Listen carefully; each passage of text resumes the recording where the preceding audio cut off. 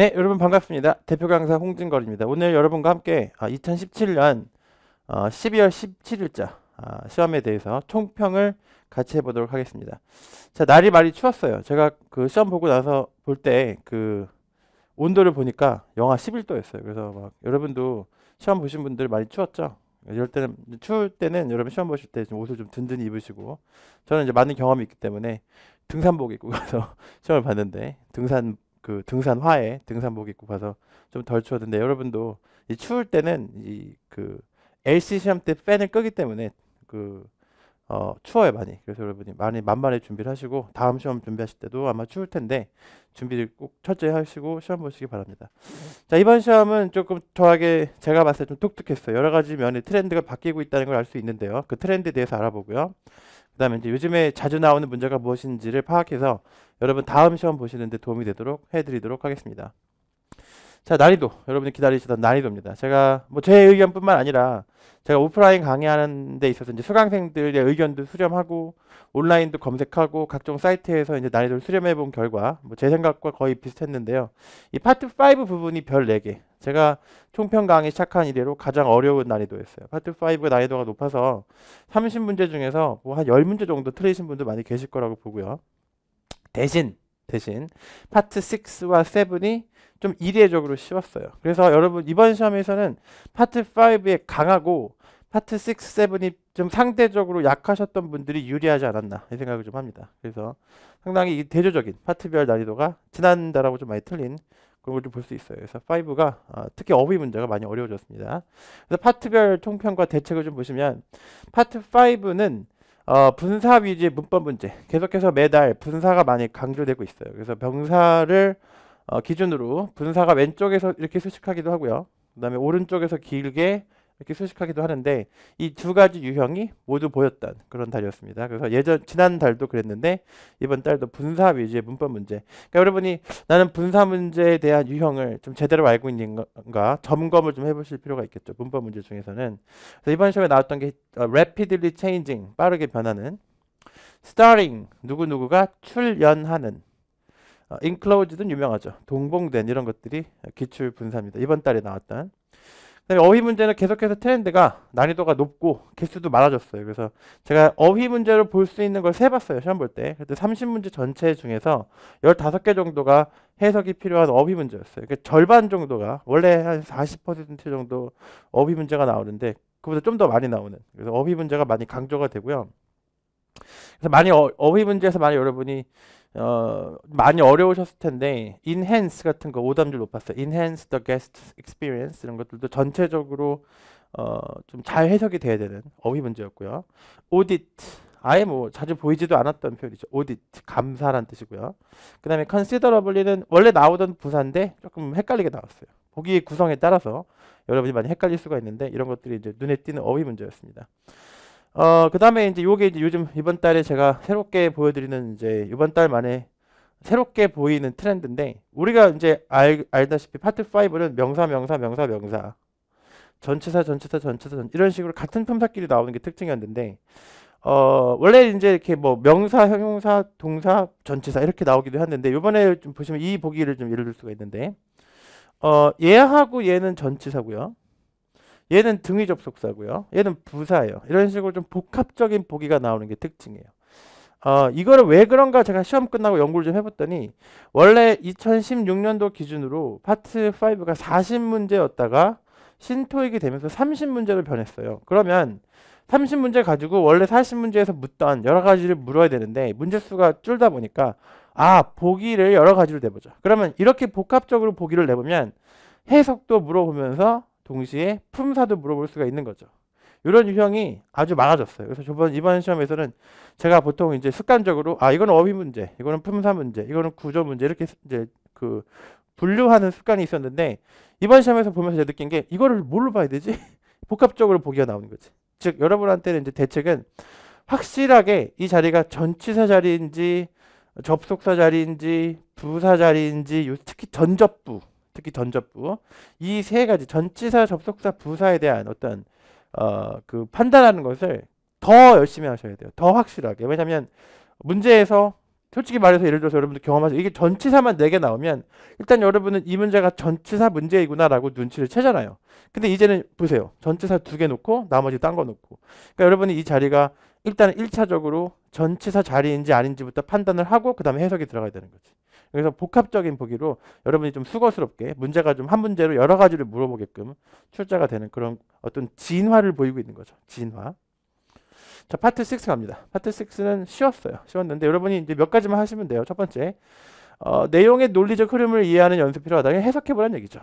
논리적으로 논리라는 게 있는데 원인과 결과 찾는 거, 서로 반대되는 역적, 혹은 내용이 추가되는 걸 많이 연습을 하셔야 돼요. 그래서 그냥 뭐 두서없이 막 글을 쓰는 것이 아니라 이제 저 옛날에 학생 때 토플 공부할 때 유학생 시절에 TWE라는 게 있었는데 논리적으로 4단락을 쓰는 게 있었어요. 그게 생각이 나는데 그 딱 그 정도의 논리. 그러니까 말을 전개할 때 문법 그 논리적으로 처음에 무슨 말하고 그 다음에 무슨 말하고 어떻게 완료시키는지를 좀 연구하셔야 돼요.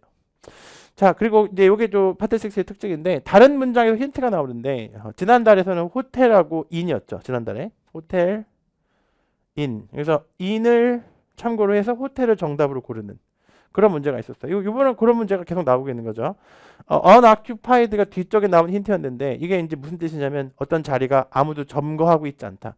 비어있다는 뜻이죠. 이거를 가지고 대놓고 vacant가 답이라는 것도 힌트를 주고 있죠. vacant도 그런 뜻이죠. 비어있는. 그래서 이런 식으로 관련된 어휘를 연결해서 푸는 이제 연습을 하셔야 되는데 관련된 어휘가 다른 문장에 있더라. 그래서 지문 그 전체 지문 내에서 힌트가 어떻게 연결되는지를 여러분도 아시다시피 연습을 하시면 되겠습니다. 그렇게 어렵지 않았어요. 다만 이제 파트 6 신유형이라고 그러죠. 문장 넣기 유형에서 조금 다른 양상을 보이는데 조금 논리적으로 치밀해야 돼요. 그래서 기억이 나는 게 이따가 또 설명을 드리겠지만 말은 되는데 논리에는 안 맞는 거죠. 그러니까 이게 말이 되냐 안 되냐를 보시는 게 아니고요. 흐름상 여기서 들어갈 단어인지 안 되는지 어떤 잘 맞는지를 보셔야 되는 거죠. 잘 맞는지. 그게 특징이죠. 그러니까 보니까 이 신유형, 문장 넣기 유형이라는 게 지금 나온 지가 불과 1년 반밖에 안 됐죠. 1년 반밖에 안 됐는데 아주 크게 진화를 하고 있는 거죠. 처음에는 뭐 확실하게 오답과 정답이 구분되든지 이제 점점점 헷갈리게 되는 거죠. 그래서 그런 여러 가지 방식의 단순하지 않은 그런 그 문장 고르기 유형. 제가 방금 전에도 어떤 학생하고 상담하고 왔는데 선생님 저는 문장 고르기 유형이 힘들어요 이러더라고요. 그러니까 그 부분이 좀 어려워요. 그래서 여러분이 그 부분도 신경을 좀 써야겠죠. 제가 무슨 말씀을 드릴지는 좀 정해져 있는데 시간 관계상 얼마큼 말씀드릴 수 있을지 모르겠어요. 이따가 86 할 때 이 얘기 좀 드리도록 하겠습니다. 파트 7 지문이 이렇게 제가 물어봤어요. 지문이 옛날에 좀 한 1년 전? 2년 전에 좀 길었어요. 그래서 막 우와 이거 언제 해석해 이런 느낌이 많았는데 요즘엔 그러진 않아요. 짧아진 지문이 짧아졌고요. 그리고 이제 어려울 때는 이제 막 문제를 꼬는 거지. 지문이 긴 게 되지. 그러니까 얘네가 결심을 한 게 ETS가 결심을 한 게 좀 안 길게 내려고 하는 것 같아요. 너무 기니까 학생들이 너무 싫어하니까 그런 여론을 반영해서 그렇게 길게는 안 내요. 너무 말도 안 되게 기니까 너무 학생들이 너무 다 못 푸는 거라. 그래서 이거는 좀 너무 말이 안 된다. 트리플 너무 길다. 이걸 어떻게 푸냐 이런 걸 반영한 것 같아요. 그래서 좀 짧아졌어요. 트리플 패스지가. 그래서 좀 어려워졌는데 이번 시험은 조금 특이하게 상당히 쉬웠어요. 대신 파트 5가 어려웠죠. 파트 7이 좀 쉬웠고 예전보다 짧아진 지문이 긴 걸 별로 걱정할 필요가 없다는 얘기죠. 대신 이제 어떤 게 눈에띄냐면 이번 시험에 정답인 듯 오답인 듯 오답 같은 너 정답인 것 같기도 오답인 것 같은데 혼동을 주는데 어떤 식으로 주냐면 예를 들어 볼게요. The second branch 두 번째 지점은 문을 열었다. 여기까지 맞는 말이에요. 이것도 맞는 말, 이것도 맞는 말이야. 근데 장면은 아닌 거지. 그래서 끝까지 읽어보지 않으면 이게 오답인데 정답으로 볼 수가 있는 여지가 있는 보기를 내기 시작을 한 거죠. 그래서 The second branch 두 번째 지점은 지난달에 문제였다. 지난달에 맞거든. 근데 이런 식으로 살짝 틀리게 만든 끝부분에 오답을 쓱 넣는 이 방식을 취하고 있기 때문에 여러분이 파트 7을 풀 때 끝까지 정답인지 오답인지 끝까지 읽어서 어딘가에 오답이 숨어 있을 수 있기 때문에 그 부분을 조심하셔야 돼요. 특히 또 이번 시험에 날짜를 기준으로 연계 문제가 나온다. 이게 무슨 뜻인지 잘 모를 수 있죠. 날짜를 기준으로. 그러니까 이제 트리플 패스지에 날짜라는 개념을 많이 이용하기 시작했는데 그 부분도 이따가 파트 7한테 좀 자세하게 설명을 드리도록 하겠습니다. 자, 개별적으로 좀 볼게요. 파트 5부터 보겠습니다. 파트 5는 네 가지 유형으로 이제 제가 나눠서 문제별로 좀 들 텐데 중요한 문제가 어떤 거였는지 좀 설명드릴게요. 전반적으로 좀 눈에 띄는 문제를 보여드리도록 하겠습니다. 102번 문제. 제가 쓴 책 토익 기술 RC에는 이걸로 공부하신 분들을 참고하시기 위해서 참고하도록 도움이 되기 위해서 이렇게 명시했습니다. 이 책으로 공부하신 분들은 요거가 시험 보신 분이 요거에 나왔구나라고 좀 완성을 하시면 되겠습니다. 자, 102번은 소유격 인칭 대명사가 나왔는데 소유격 인칭 대명사는 원래 예전부터 자주 나와요. 그래서 제가 기술에도 소유격 인칭 대명사만 따로 이렇게 정리했는데 소유격이 명사 앞에 나오고 구조를 파악할 수 있어야지만 풀 수 있는 문제였죠. 근데 이 구조 유형이라는 것은 처음부터 주어, 동사, 목적 이렇게 하나하나 해 나가야 되는 그런 시험 문제를 말합니다. 파트 5에서 명사 하나, 형용사 하나, 부사 하나, 전치사 하나, 접속사 하나는 꼭 내요. 이렇게 생각하시면 되죠. 모든 명사, 형용사, 동사, 부사는 하나씩 다 낸다는 얘기죠. 매번. 그러니까 이번 달에도 형용사가 안 나왔어. 그런 건 없는 거예요. 무조건 나오게 돼 있어요. 그래서 명사 이렇게 나왔고요. 소유격이 나왔고요. 구조. 그래서 명사와 소유격의 구조를 명사 앞에 소유격이라는 걸 기억을 하시고 해석은 그녀의라는 뜻이죠. 그 다음에 inclosed도 형용사예요. 저는 분사라고 하지 않았죠. 그래서 여러분이 이렇게 생겼더라도 사전에 나오면 형용사라고 하셔야 돼요. 그래서 이거는 이제 id인지 아닌지 그렇게 보보다는 문법 문제를 보시면 안 되고요. 그냥 inclosed라고 외우셔야 되는 형용사 문제였습니다. 그래서 inclosed는 동봉된이라는 뜻이고 뒤쪽에 명사가 나와서 형용사 플러스 명사 문제가 나왔습니다. 자, 그다음 그래서 명사가 앞에서 정답이 되는 pp가 있다. 여기 형용사라는 얘기죠. pp가 명사보다 앞에서 이렇게 쓰이면 형용사라는 거 잊지 마세요. 사전에 나옵니다. 114번 rapidly랑 같이 짝을 이루는 그런 분사 표현이죠. 어휘적인 면도 좀 있는데 rapidly changing, 빠르게 변하는 이런 뜻으로 통째로 하나의 분사를 이루는 분사 자리였습니다. rapidly changing, 뭐 트렌드 그러면 빠르게 변하는 트렌드 이런 식으로 빠르게 변하는 표현을 외워두시고요. 그 다음에 consolidation이라는 명사가 나왔는데 consolidate가 좀 어렵죠. consolidate가 동사로 통합시키다. 여러분 왜 아파트 명세서 받아보면 거기 뭐 수도세, 전기세, 무슨 세 다 합쳐져 나오죠. 이거를 통합됐다 그래서 consolidated 이렇게 해서 형용사로 나온 적이 있어요. consolidation, 통합이란 뜻으로 명사 자리였고 주어 자리였습니다. 역시 말씀드렸다시피 명사 하나, 형용사 하나, 부사 하나, 동사 하나, 전치사 하나, 접속사 하나 꼭 내요. 자, 이번엔 부사 자리인데 부사 자리가 두 개 나왔죠. 동사보다 앞에서 부사가 나온 케이스인데 이게 무슨 뜻인지 몰라도 상관없죠. 부사보다 앞에 동사를 쓴다는 것만 기억을 하시면 풀 수 있었던 문제고 assertively가 답이었습니다. assertively 뭔가 뭐 이렇게 뒤에 ask라는 동사가 나왔던 것 같은데 뭐 assertively는 설득력 있게 이런 뜻이죠. assertively. 그래서 형용사 assertive도 나올 확률이 있는데 동사는 부사가 수식한다. 동사를 수식하는 것은 부사다. 이런 원칙이고요. 130번 comparatively가 부사가 이번에 형용사 수식한 케이스였어요. 그래서 형용사 수식은 누가 한다? 부사다. 형용사 수식도 부사고 부사 수식도 부사다. 그러니까 결국은 무슨 얘기다? 명사만 형용사가 수식하고 나머지는 죄다 부사가 수식한다는 걸 역시 여러분 기억을 해두시고요. 자, 이번에 이제 문법 문제 넘어가겠습니다. 문법 문제는 뭐 동사의 형태, 그다음에 뭐 WH 있죠. 관계대명사, 의문사. 그다음에 투부정사, ing, pp 이런 것들을 문법 문제라고 합니다. 그다음에 한정사 같은 것도 꼭 나오는 문법 좀 정해져 있어요. 동사의 형태, WH, 그다음에 이걸 준동사라고 하는데 투부정사, ing, pp, 그다음에 한정사 이런 것들이 꼭 한 문제씩 꼭 나와요. 그러니까 이것도 이 문법 막연하게 문법이라고 생각하지 말고 요거 하나 골고루 나온다는 거죠. 따지고 보면 파트 5를 상당히 골고루 내려고 노력을 하는 파트예요. 그래서 문법적인 것도 다 몰아서 내지 않고요. 골고루 내죠. 여기 이제 의문 대명사라 그래서 명사절 케이스죠. 명사절. 그래서 누가 책임을 지는지를 말하다. 이런 식으로 명사절이었고요. 명사절에 대한 이제 기술이 81인데 여기 보시면 후라고 나와 있죠. 그래서 이렇게 명사절이 된다는 거를 설명을 하고 있죠. 이건 좀 어려운 개념이라서 여러분 혹시 모르신다면 강의를 해결하셔야 돼요. 아니면 여러분 좀 공부하고 계시다면 WH도 설명을 해주세요. 이런 식으로 여러분이 강의를 들으실 필요가 있는데 좀 쉽지가 않아서 여러 번 반복해서 연습하셔야 돼요. 의문 대명사였어요. 의문사였어요. 의문사 명사절. 그 다음에 두 번째가 이제 아까 말씀드렸던 분사구인데 왼쪽에 있는 명사를 ing 플러스 목적어 구로 이게 분사구죠.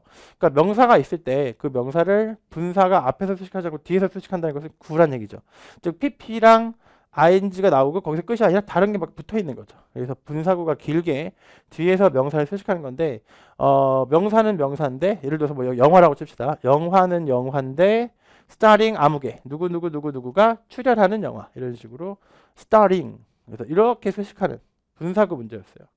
그래서 오답으로는 뭐 이런 게 나왔는데 이제 이거를 starring인지 starred인지 요거는 해석하지 않아도 풀 수 있는 게 뒤로 목적어가 있으면 ing, 없으면 pp다. 뭐 이렇게 배우는 게 있어요. 이것도 살짝 연습하시면 되는데 여러분이 토익 공부하시면서 그 시간을 안 주잖아요. 그게 이제 토익이라는 시험의 특징이 연습이 중요해요. 연습. 그래서 이해보다는 연습이 중요합니다. 그러니까 여러분이 어떤 자세로 공부하시냐면 난 이해가 안 가더라도 계속 연습하겠다. 여러분이 한국말 배울 때 4살, 5살, 3살 때 한국말 배울 때 이해하고 따라한 거 아니잖아요. 따라하다 보면 이해가 가는 거죠. 언어라는 것은 이해가 안 가는 게 정상이에요. 근데 연습하면서 차츰차츰 이해하는 거죠. 분사구도 그 중에 하나죠. 한국말이 없기 때문에 연습이 많이 필요합니다. starting 아무개 누구누구를 이거랑 비슷한 게 뭐 이런 거 있어요. featuring이란 말도 있어요. 상당히 비슷하죠. featuring 누구누구 뭐뭐를 특징으로 내세우는 show 이런 식으로. 그래서 명사를 뒤에서 수식하는 분사구였고요. 그 다음에 좀 문법이 이제 목적어 자리인데 원래 목적어 자리는 원래 목적격을 쓰는 게 맞죠.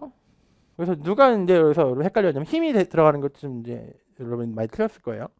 근데 두 번째가 제기대명사가 답이 되는 경우도 있어요. 그러니까 목적어 자리를 놓고 원래 항상 두 가지 보기가 다 나와요. 목적격이 나오고 그 다음에 제기대명사가 꼭 나와요. 근데 당연히 여러분이 익숙한 문장이면 바로 풀 수 있을 텐데 이 문장이 좀 힘들었던 게 이제 여기서 중요한 게 주어가 앞에 미스터 누구가 나온단 말이에요. 이렇게. 그러니까 그 사람이랑 같은 사람이 목적어로 또 나오니까 이건 제기대명사고 사실은 어떻게 하는 게 좋냐면 show부터 외우시는 게 좋아요. 이건 좀 제대로 필기해드리면 show, prove, 그 다음에 commit, dedicate 이런 동사들은 원래 제기대명사가 나올 확률이 높아요. 그래서 이 네 가지 동사를 기억하세요. show, oneself, to be 형용사, prove, oneself, to be 형용사. 이 둘은 비슷한데 스스로가 어떻다는 걸 증명해 보여주다. 요 둘은 자기 스스로를 어디 바치다. 뭐 이렇게 쓰이는 그런 제기대명사가 목적으로 나올 만한 그런 여기서 뭐 devote 보이시죠? devote도 해당이 되는데 주어랑 목적어랑 같으면 목적격을 쓰지 못하고 제기대명사를 써야 되는 거죠. 그래서 이때는 목적어 자리에 self를 써야 된다는 거. 제기대명사 문제였습니다. 그 다음에 요거 좀 별표 쳐야죠. 여기 좀 헷갈리는 문제 나왔습니다. 요게 이제 첫 번째 별표인데 원래 여러분 알다시피 every 다음에는 뭘 써야 돼요? 단수명사를 쓴다가 기본적으로 말이 나오는데 아주 가끔 이런 표현이 나와요. 근데 여러분 생각해 보실 게 단위명사만 예외죠. 단위명사는 복수가 없다. 그러니까 무조건 단위명사는 단수인 거예요. 30 years, 300 years 단수예요. 왜냐하면 300년이라고 말을 했지만 1년이 300개로 느껴지는 게 아니라 단위는 측정치일 뿐이지 사실은 하나의 기간일 뿐이죠. 이걸 이해할 수 있으면 여러분 좋을 텐데 300 years는 a period 하나의 기간일 뿐이죠. 그걸 측정했을 뿐이죠. 그러니까 단위명사는 원래 복수가 없어요. 이건 단수가 맞은 거죠.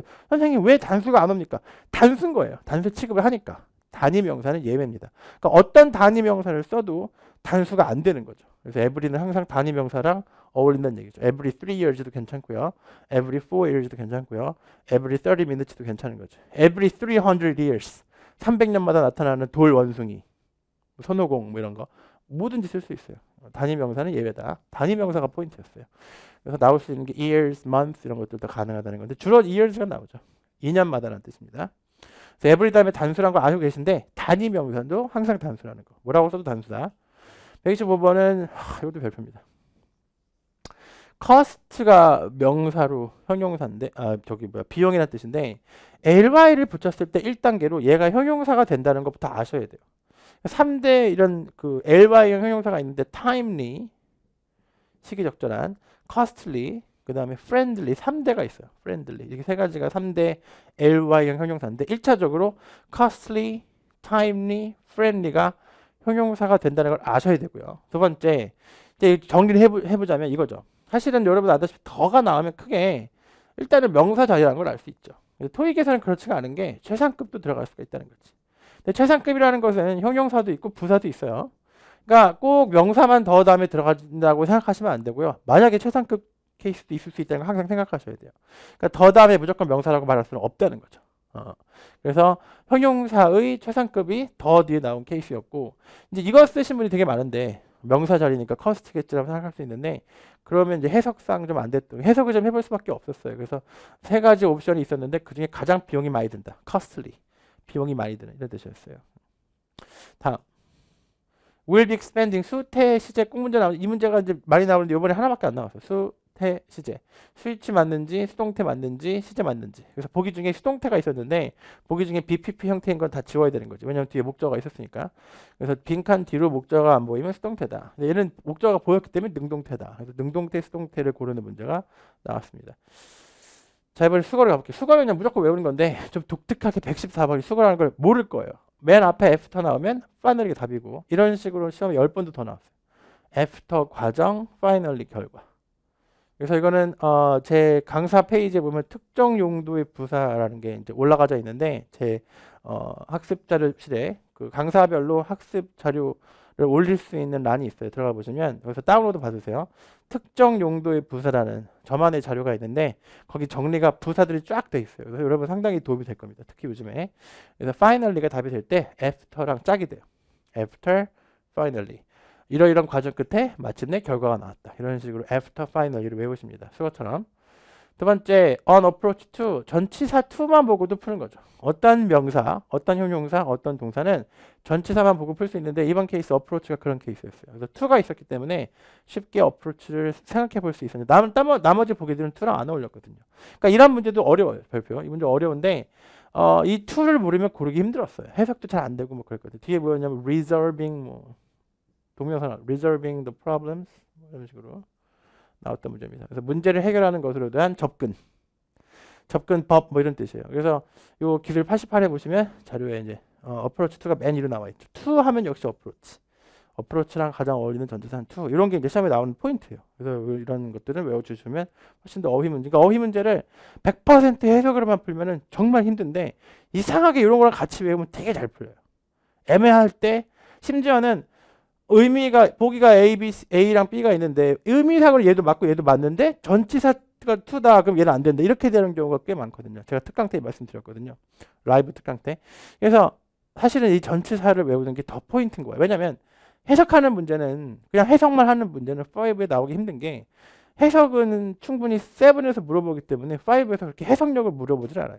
그러니까 어떤 이 콜로케이션이라고 하는데 콜로케이션 우리말로 하면 연어. 그러니까 어떤 두 단어가 짝이 되는지 안 되는지를 주로 물어보는 게 파트 5예요. 나는 파트 5 강해지고 싶다 이러신 분들은 콜로케이션. 얘하고 짝이다. 짝 짓는 연습을 많이 하셔야 돼요. 그게 5예요. 5는 짝을 짓는 게 중요하다. 마찬가지로 또 2가 나오면 델레게이트인 거지. 델레게이트. 델레게이트는 위임하다는 뜻인데요. 업무를 다른 사람한테 위임하다는 뜻이죠. 그러면 효과적인 이런 단어 effective manager. effective manager는 자기 업무를 다른 사람한테 분담시킨다는 얘기죠. 왜냐하면 나 혼자 다 무식하게 하면은 시간이 너무 오래 걸리기 때문에 적절하게 잘 일을 분담시키는 것이 효율적이다 이런 얘기를 하고 있는 거죠. 델레게이트. 위임시키다. 어휘 문제 가겠습니다. 어휘 문제가 많이 나왔죠. 많이 나오고 어렵고 그래요. 그래서 점점 파트 5가 어휘 위주로 가고 있는데 urgent matters. 긴급한 문제. 이런 게 있었고요.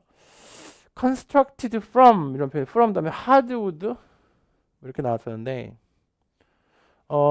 이게 이 from 있잖아요. 여러분 혹시 이걸 아시는데 be made from 이런 느낌이에요. 뭐뭐로부터 만들어지다.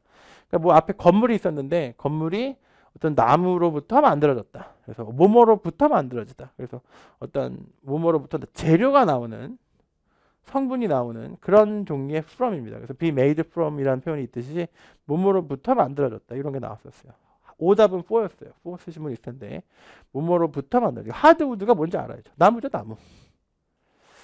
111번. 111번이 제일 어려웠어요. 이번 시험에 하이라이트. enhance가 많이 헷갈렸는데 이게 이제 강사들이 판단하기에 이 문제가 많이 안 헷갈리다고 판단할 수가 있는데 학생들이 보기에는 진짜 대박 헷갈려요. 왜냐면 함정을 팠어요. 여러분이 함정이 약해. 처음에 주어가 뭐냐면 스파가 나왔어요. 스파. 여러분이 스파라는 단어를 몰랐으면 좋았을 텐데 스파라는 단어를 안단 말이야. 그러니까 힐 쓰고 싶어요. 힐 하고 싶어. 스파. 안 그래도 요즘에 힐 하고 싶은데 힐이 나온 거야. 써버리는 거지. 이런 거 안 나와요. 힐 치료하다가 이거는 무슨 뜻인지 알겠지만 나오질 않아. 이런 단어는. 차라리 이런 건 잘 나오지. 이것도 나올 확률이 좀 있고 이 힐은 안 나와요. 그리고 heal the experience 경험을 치료할 수는 없죠. 경험을 손님의 경험을 강화시키다는 게 무슨 뜻이냐면 손님이 좋은 경험을 할 수 있게 한다는 얘기죠. 그러니까 손님에게 서비스를 좋게 한다는 뜻이에요. 그런 뜻으로 쓰인 거죠. Enhance the guest experience. 손님의 어떤 경험을 향상시키다. 업그레이드 이런 걸 바꿀 수 있는데 업그레이드보다 improve 이런 뜻이에요. improve. 여러분 improve 알죠? improve, enhance 비슷합니다. 그래서 여러분이 뭐에 많이 해서 gain 같은 거, 이 gain experience 얘랑은 맞죠. 근데 그 고객의 경험을 내가 상점이 얻는 건 말이 안 되죠. 고객이 경험을 얻는 것은 고객이 뭘 하는 거지. 우리가 고객의 경험을 이렇게 올려주는 거지 우리가 경험을 얻는 게 아니죠. 말이 좀 안 되죠. 그래서 주어랑 안 맞았고요. alert 자체는 말이 안 됐어요. 경고하다는 뜻이에요. alert. 경고하면 안 돼요. 경험한테 경고할 수 없죠. 그래서 enhance가 답이었고 여러분이 he를 좀 많이 헷갈렸죠. 이런 문제는 여러분이 좀 이렇게 어떤 구조를 정확하게 목적어가 뭐다 딱 집어서 보셔야 돼요. 과연 이렇게 해서 말이 되는가? 생각해 보여야 되는 습관이 좀 필요합니다. 그래서 막연하게 풀지 말고 구체적으로 목적어를 보고 풀어라. 이게 제 조언입니다. 막연하게 보면 막 이게 답인 거 같고 그런데 이 목적어 experience 혹은 guest 이런 걸 다 보시고 주어랑 어울리는지 그러니까 주어 동사 목적어인데 이 자리잖아요. 그러면 얘가 이렇게 어울리는지 목적어랑 어울리는지 아니면 주어랑 어울리는지 이런 거 다 따져보셔서 그리고 풀어야지 막연하게 보시면 안 된다는 얘기죠. 그래서 주어랑 목적어가 아닌 거에 흔들리시면 안 돼요. 스파가 나온 거에 대해서 여러분이 조금 막 he를 썼는데 목적어랑은 안 어울렸다. 이거 말씀드리고요. 117번도 많이 어려워. 이것도 별표 2개. 이것도 상당히 어려웠는데 오디트란 단어가 일단은 많이 안 나온 기출이에요. 오디트란 말을 저도 그렇게 많이 물론 문제 속에 많이 나오는데 정답이 되는 건 별로 못 봤어요. 그러니까 여러분 이거를 선뜻 특히 여러분 경험 많으신 학생들은 선뜻 고르기 힘들죠. 선생님들이 가장 늦게 선생님들 시험 보시면 이걸 선뜻 고르기 힘들어요. 왜냐면 별로 나온 적이 없으니까. 근데 이게 함정이죠. 왜냐면 complete application은 기출이 있어요. 지원서를 작성하다. 근데 이게 작성하다는 뜻만 있나? 완성하다는 뜻도 있죠. 그러니까 이걸 끝까지 봐야 돼요. 이게 재정이죠, 재정. 재정을 감사하다. 감사하다가 thank you 그 감사 말고 괜찮은지 아닌지 평가하는 걸 말하죠. 평가. 그래서 요걸 보고 재정 감사라는 뜻으로 오디트가 장려되고 그거를 맞췄다. 이렇게 된 거니까 일부러 함정을 좀 팠어요. 그러니까 여러분이 애플리케이션이 많이 속았을 겁니다. 선생님 컴플리트 애플리케이션 아닌가요? 끝까지 읽으셔야죠. 그래서 이것도 끝까지 읽어야 되는 그런 오해 문제였습니다. 자, 파트 6 가볼게요. 파트 6는 글의 논리적 흐름 파악하기가 중요합니다. 그래서 얘 다음에 뭐가 나오고 그 다음에 무슨 말하고 그 다음에 무슨 말하는 게 다 하나 치밀하게 쓰는 거지 이렇게 막연하게 쓴 게 아니라는 걸 알 수 있죠. 논리적 흐름을 파악하는 게 포인트고요. 아까 말씀드린 대로 힌트가 unoccupied가 vacant 힌트가 됐고요. 관련된 단어가 다음 문장에 나오니까 꼭 보셔야 되고 빈칸 앞뒤에 있는 문장의 명사나 동사와 관련된 단어를 골라라. 형용사도 해당이 되겠죠. 그래서 관련된 단어를 골라서 unoccupied 괜히 나온 게 아니란 말이에요. 그런 생각을 하셔야 돼요. 막연하게 푸시면 안 되고 딱 힌트를 찝어야지. 네가 나왔으니까 네가 답이겠구나. 이렇게 푸셔야 되는 그런 문제입니다. 그 다음에 문장 고르기 유형이 이제 새로운 유형인데 눈에 띈 게 이번 시험에 however 그러나 이런 뜻인데 이거 되게 많이 이용해야 되는 그런 경우가 많았어요. 문장 고르기 유형이 뭐냐면 알맞은 문장을 고르는 건데 이렇게 문장에 however 이렇게 나와요. however가 이제 문제는 아니지만 however 이렇게 나오고 뒤에 주어 동사 나오잖아요. 그러나 이런 뜻인데 그럼 이걸 꼭 이용해야 돼요. 이 자리가 정답인데 however 그러나 그랬으면 이거를 이용해야 돼요. 왜냐면 이 둘이 역적 관계가 돼야 되니까. 즉 빈칸에 빈칸 뒤로 나오는 이게 파트 6니까 뒤도 봐야 돼요. 빈칸에 뒤로 나오는 접속 부사를 꼭 놓치시면 안 되고요. 더 중요한 건 뭐 앞에도 중요하죠. 앞에도 중요하니까 앞뒤 그러니까 그 문장에 들어갈 앞문장 그 문장 자리 빈칸의 뒷문장을 다 살펴봐야 되는 거지. 그러니까 문장을 3개 보셔야 돼요. 빈칸에 있는 문장에 어떻게 들어가는지 모르는지 그 앞에 있는 문장도 봐야 되고 뒤에 있는 문장도 봐야 되는 거죠. 둘 중에 하나가 더 중요할 텐데 앞문장에 도움될 때가 있고 뒷문장에 도움될 때가 있어요. 그 연습을 하셔야 돼요. 분명히 힌트가 앞뒤 문장에 있거든요. 그래서 뭐가 기억이 나냐면 뭐 however가 뒤에 나왔기 때문에 접속 부사가 포인트가 돼서 정답이 된 것도 있고 both라는 게 첫 번째 그 지문의 정답이 both가 시작하는 both 정답인데 앞에 이걸 앞쪽에 무슨 고유명사가 2개가 나왔어요. 그러면 그걸 both를 받았으니까 답이겠지 생각을 하셔야 돼요. 그래서 대명사가 포인트다. 뭐 이런 것들을 앞뒤 문장을 잘 보셔야 되는 게 포인트입니다. 어디보다도 중요한 건 앞문장 혹은 뒷문장이다. 파트 7, 3대 법칙. 파트 7 여러분 많이 궁금하시죠? 파트 7 이제 어떻게 풀어야 되냐면 이 3가지 법칙을 이해하셔야 돼요. 첫 번째가 match paraphrases. 지문에 있는 표현을 정답으로 바꿀 때 절대로 똑같이 만들지 않죠. 어떻게 바꾸는가? 어떻게 바꾸는 걸 보셔야 돼요. 아니면 퀘스천에 있는 것 중에 지문으로 갈 때 또 말을 어떻게 바꾸는가? 그러니까 퀘스천에서 지문으로 갈 때, 문제에서 지문으로 갈 때 한번 가능하고요. 그 다음에 힌트가 여기 나오죠. 힌트에서 정답을 갈 때 한 번 더 나오고. 그래서 1번 패러프레이즈, 2번 프레이즈. 그러니까 질문과 지문과 정답 사이 이 관계에 삼각관계에 어떤 그 똑같은 어휘보다는 말을 바꾸려는 그런 시도를 많이 하는 거죠. 왜냐하면 이 이유는 너무너무 단순한 게 똑같이 생긴 것만 너무 딱 보이면 답이 너무 쉽게 나오기 때문이죠. 그래서 말을 바꾸려고 한다. 그래서 패러프레이징을 매치시키는 연습을 좀 하셔야 되고요. 요거는 이제 속도죠, 속도. 이것도 속도, 이것도 많이 외우면 속도죠. skip details. 너무 자세한 내용은 읽지 마라. 너무 자세한 것까지 읽으면 기억도 안 나고 시간이 너무 많이 씁니다. skip details고요. 세 번째, 이거 새로 만든 거예요. check the unusual. 좀 이런 내용, 그러니까 여러분 이렇게 지문을 읽다가 와 얘는 좀 특이한데 이런 게 눈에 띄는 게 있어요. 그 연습을 해야 돼요. 선생님 저는 눈에 아무것도 안 띄는데 그러면 곤란하고요. 읽다 보면 야 이런 거 재밌는데 여기 무조건 나온다는 얘기죠. 그러니까 좀 뭐라 그러지? 좀 뭔가 특이한 점이 있어요. 그러니까 예를 들어서 연속극을 좀 연속극. 여러분 연속극 좋아하시는지 모르겠는데 저는 별로 안 봐요. 근데 이제 어머니랑 같이 몇 번 본 적이 있는데 연속극에는 반드시 포인트가 있어요. 뭔가 평범하지 않아. 뭔가 평범하죠. 연속극에는 불륜이 나올 수도 있고요. 거의 불륜이죠. 불륜이 나오고 혹은 뭐 천륜을 막 지는 이런 내용 우리나라의 정서상 재밌죠. 이런 거. 남녀 관계인데 뭐 특이. 제일 흔한 게 뭐예요? 뭐 서로 연애하는 관계, 연인 사이인데 알고 보니까 뭐 남매야 이런 거 많이 나오고. 그러니까 뭔가 특이해요. 뭔가 특이하고 뭔가 아니면 어마어마하게 부자가 나오던가. 보통 부자가 많이 나오지. 어마어마하게 부자 안 나오면 연속 재미없잖아요. 엄청 부자야. 그러니까 뭔가 포인트가 있어야 돼. 그러니까 여러분 지문을 읽을 때 반드시 그런 특징이 있어요. 그냥 진짜 뻔한 내용만 있으면 물어볼 게 없거든. 그러니까 뭔가 포인트를 잡아내는 연습을 하시는 게 되게 도움이 되더라. 이게 정말 속도가 빨라질 수 있거든요. match paraphrases. 비슷한 어휘끼리 연결하는 연습을 한다. 그래서 이번 시험에 나온 건 direct. 뭐 어떤 호텔이 나왔는데 호텔에 이제 머물면서 근처에 있는 historic site, 무슨 뭔가 가볼 만한 장소를 호텔에서 알려준다는 뜻이거든. direct. 방향을 제시하다. 그럼 이제 이게 recommend가 되는 거죠. 결국 추천해 주는 거죠. 그러니까 여러분이 만약에 외국으로 컨퍼런스를 갔어. 그럼 컨퍼런스 간 김에 놀거든요. 간 김에. 여러분이 컨퍼런스를 프랑스로 갔어. 그럼 프랑스 어느 호텔에 호텔에 물어봐. 여기 괜찮은데 어디 갈 만한데 물어보는 거죠. 그럼 호텔에서 recommend 해주고 디렉트 해준다는 얘기죠. 그런 내용이 나왔고요. 그래서 우리 책에서는 자주 나오는 패러프레이즈 어휘는 미리 좀 외워놔라. 이런 것도 도움이 될 겁니다. 이거 그 자료실에 보시면 또 자료실 얘기하는데 제 학습 자료실 보시면 학습 자료실에 패러프레이즈 250이라는 자료가 있어요. 패러프레이즈 250. 250까지 제가 정리한 PDF가 있는데 그거를 다운로드 받아서 역시 공부하시면 돼요. 아까 말씀드렸던 그 특정 용도의 부사랑 패러프레이즈 250이랑 제가 따로 제공해드리는 대표적인 자료입니다. 자, skip details. 여러분 이건 되게 도움이 많이 돼요. 실제로 도움됐다고 막 후기도 있고 그래요. 시간 단축이 되게 중요한데 딱 봤을 때 여러분이 디테일이 뭐냐? 고유명사랑 숫자입니다. 고유명사랑 숫자는 안 읽는 거예요. 무조건 안 읽어요. 왜냐면 기억이 안 나거든. 그래서 워낙 많은 이름과 많은 숫자가 나오면 기억이 안 나거든. 그렇죠?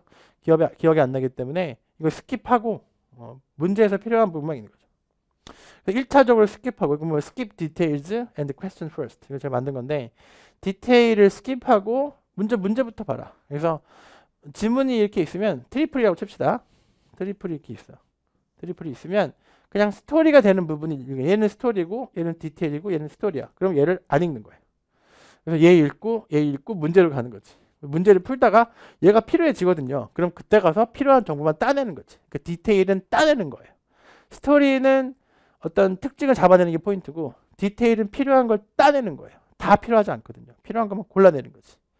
표나 그래프가 그렇죠. 여러분 표나 그래프를 다 읽지 않잖아요. 필요한 것만 따내는 거지. 그거를 잘 하셔야 되고요.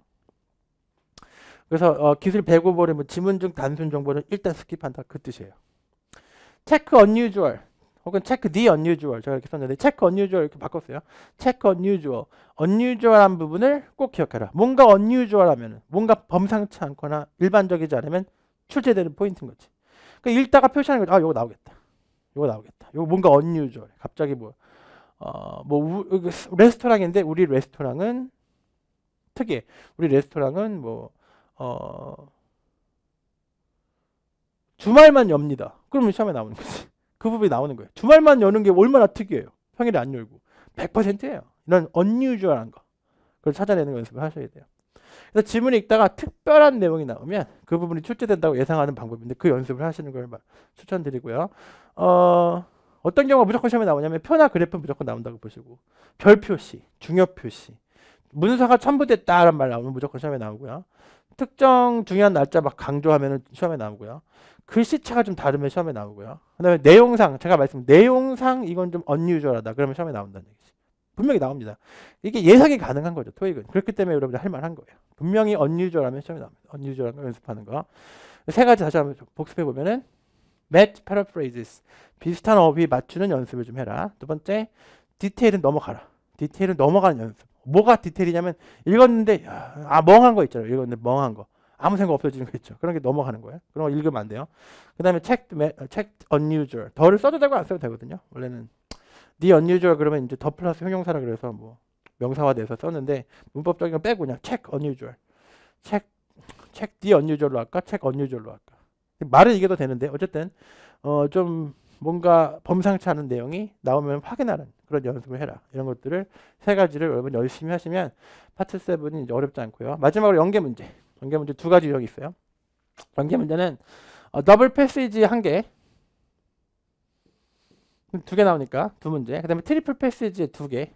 근데 세 개 나오니까 총 몇 개요? 2 더하기 6은 8. 8문제가 최소 나옵니다. 이번 시험에도 8문제 나왔어요. 제가 셌는데 그 중에 이제 대표적인 거 설명을 드릴게요. 연계 문제 두 가지가 있는데 첫 번째 정보 결합 유형이라는 게 있어요. 지문이 두 개 이상 있으면 여기 있는 정보랑 여기 있는 정보랑 합쳐야지만 답이 나오는 그런 당연한 케이스겠죠. 그래서 특정 날짜가 나왔거든요. 11월 3일, 13일이었어요. 그 날짜를 기준으로 추가 정보가 나오는 거죠. 다른 지문이 나오는 거죠. 11월 13일이 인터뷰다. 11월 13일에 인터뷰 되느냐 이렇게 편지가 나왔어요. 그다음에 여기서 이제 다른 지문인 거지. 나 11월 13일에 다른 곳에 있다가 그러니까 나는 인터뷰 보겠다. 그랬어. 인터뷰 가능하냐 물어보니까 난 인터뷰 가능하다. 단 날짜가 11월 13일은 딴 데 있다. 그래서 그날 저녁에 거기 출발한다. 그러면 그날 저녁에 거기 출발하니까 13일에 말이 안 되는 게 꼭 이분이 이 재밌는 게 저녁인 거죠. 이게 아침에 출발하면 인터뷰 가능하지. 저녁에 출발한다고 나온 거지. 그러면 13일은 안 되는 거지. 그래서 인터뷰 날짜를 바꾸자. 이렇게 된 거지. 그래서 답이 뭐였냐면 이 사람은 13일 날 거기를 떠날 것이다. 뭐 이런 식으로 답이 나온 거죠. 그러니까 이 날짜가 나오는 이 특정 날짜가 나오는 게 포인트죠.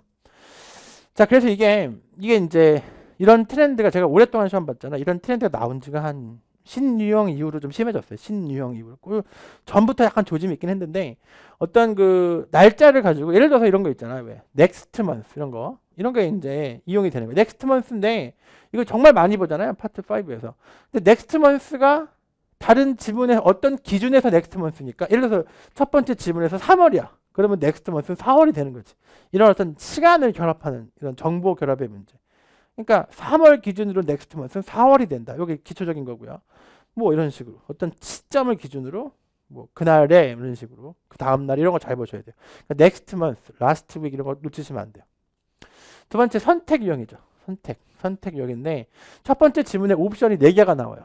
왜냐면 4개가 이제 보기 개수니까. 그 다음에 두 번째 지문에 어떤 힌트를 써요. 그래서 뭐 그 힌트에 해당되는 거 보고 하나를 찝어서 정답이 되는 거죠. 그래서 요 4가지가 다 보기로 나오겠죠. 예를 들어서 4가지 옵션에 어떤 이벤트가 나왔는데 행사가 나왔어요. 그 중에 한 가지 선택할 수 있는 기준이 나오는 이런 케이스 나왔는데 4가지 행사가 나왔어요. 스케줄표가 첫 번째 지문에 스케줄표가 날짜가 좀 나왔거든요. 날짜가 쭉 나왔어. 근데 두 번째가 이메일이었는데 나 월말 행사에 들어갈 거다. 그러면 월말이 뭐냐면 4월 25일이 있었고 4월 29일이 있었거든. 뭘 월말로 보셔야 돼? 30일이었다. 4월 30일 월말로 봐야 되지. 좀 헷갈린 게 25일도 월말 아니니까 그럴 수 있는데 25일은 월말 아니에요. 30일, 뭐 29일 이때가 월말인 거지. 그래서 이렇게 했으면 마지막 그 행사에 참석할 수 있다고 이렇게 할 수 있는 선택하는 그런 문제가 이번 시험에 있었죠. 제 강의의 특징을 말씀드리자면 저를 처음 보신 분이 계실 것 같아서 설명을 드리면 저는 이게 제일 중요하다고 봐요. 카카오톡 서비스.